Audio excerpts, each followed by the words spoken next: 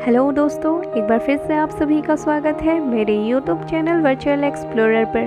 तो हर बार की तरह मैं फिर से आ गई हूँ एक नई जगह लेकर, जिससे जुड़ी हुई कई इंटरेस्टिंग नई जानकारियाँ मैं आज आपको देने वाली हूँ। तो वीडियो को अंत तक ज़रूर देखते रहिए और अच्छा लगे तो please like, share and subscribe कर लीजिएगा। आज मैं आपके साथ जिस जगह के बारे में बात करने वाली हूँ वो है भारत के उत्तर पूर्वी राज्य असम के सोनितपुर जिले का मुख्य शहर तेजपुर। तेजपुर असम की राजधानी शहर गुवाहाटी से ऑलमोस्ट 175 किलोमीटर पूर्व में स्थित है। यह शहर भी ब्रह्मपुत्र नदी के तट पर स्थित है। हरी भरी पहाड़ियों, पार्कों और झीलों से घिरा तेजपुर असम राज्य के मध्य में स्थित एक बहुत ही सुंदर शहर है। अगर आपको नेचर पसंद है तो यह जगह आपको बहुत ही अच्छा लगेगा। तेजपुर इतिहास, पौराणिक कथाओं और लोक कथाओं में डूबा हुआ एक शहर है। यह शहर पुरातात्विक स्थलों, प्राचीन अवशेषों के अलावा प्राकृतिक सौंदर्य से भरा हुआ है। दा पर्वतिया की प्रसिद्ध 8वीं शताब्दी की चौखट बामोनी पहाड़ी पर 9वीं शताब्दी के सूर्य मंदिर के खंडहर, जिसे गढ़दौल के नाम से जाना जाता है, हरजय वर्मा का 9वीं शताब्दी का शिलालेख आदि तेजपुर के ऐतिहासिक महत्व की मात्रा बोलते हैं। शहर में प्रसिद्ध महाभैरव मंदिर सहित कई पुराने मंदिर भी हैं, जिसे देखना तो बिल्कुल बनता है। ये बहुत ही सुंदर मंदिर है और बहुत ही प्राचीन मंदिर है, तो इनको तो बिल्कुल ही देखना चाहिए और आपको यहाँ आना चाहिए। यद्यपि मध्यकाल में तेजपुर ने अपना बहुत महत्व खो दिया था, लेकिन तत्कालीन तरंग जिले की राजधानी के रूप में इसने फिर से प्रमुखता प्राप्त कर ली थी। बाद में अपनी भौगोलिक स्थिति के कारण इसने अपना महत्व को बनाए रखने में भी सक्षम हुई है। तेजपुर शहर को हम city of blood and city of eternal love के नाम से भी जानते हैं।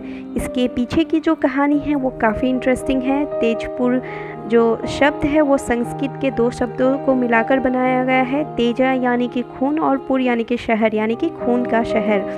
तो इसकी जो कहानी है ये मैं आपको भी बताने वाली हूँ।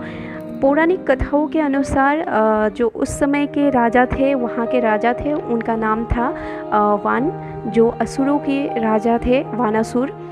और उनकी एकमात्र बेटी थी जिनका नाम था उषा। उषा बहुत ही सुंदर थी और उस समय वो शादी लायक हो गई थी, तो उसके लिए बहुत से रिश्ते आते थे।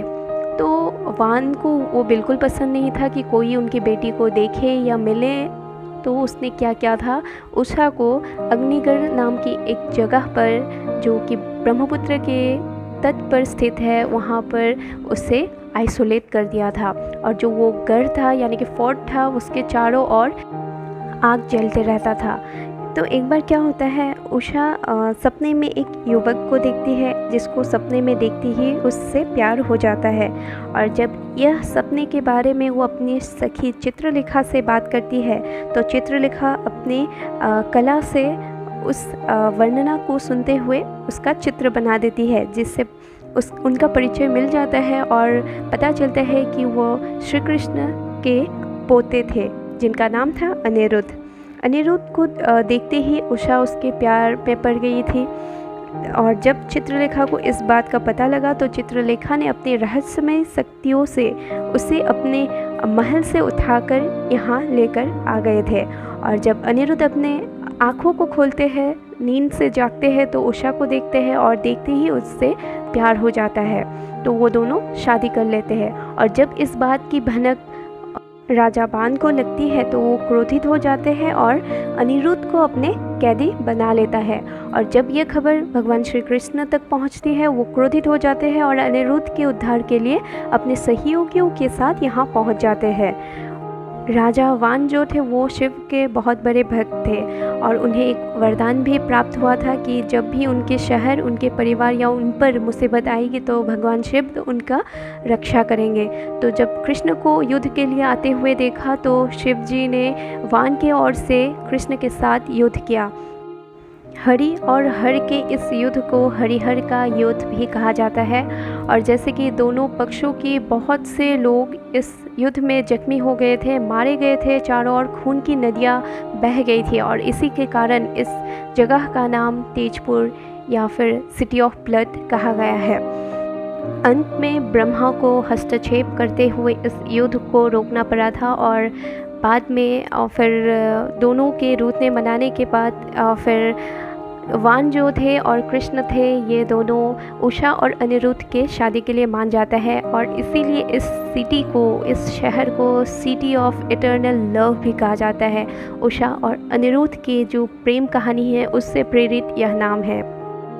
तो कहानी कुछ ऐसी थी। अब मैं आगे बढ़ती हूँ और वहाँ देखने लायक कुछ जगह के मैं नाम बता देती हूँ। अग्निगढ़, महाभैरव मंदिर, चित्रलेखा उद्यान, त्रिमूर्ति उद्यान, कोलिया भूमोरा सेतु, हजारा पुखुरी, रुद्रपारा टेम्पल, भूमोरा गुड़ी, बामुनी हिल्स, पदम पुखुरी, ये सब वहाँ बहुत ही सुंदर है और देखने लायक जगह है। तो बिल्कुल आइए और देखिए। यहाँ ट्रैवलिंग कॉस्ट आपको 15 to 20,000 के बीच हो जाएगा और कोई प्रॉब्लम नहीं आएगा ट्रांसपोर्टेशन के लिए। ये बिल्कुल सेफ़ जगह है। असम का सबसे क्लीनेस्ट सिटी माना जाता है। यहाँ के लोग बहुत सरल है, बहुत ही ज़्यादा फ्रैंक है, आपको कोई परेशानी नहीं होगी। तो दोस्तों आज के लिए बस इतना ही। फिर मिलेंगे एक दूसरे वीडियो के साथ। तब तक के लिए keep liking, keep sharing and keep subscribing. Thank you so much for watching.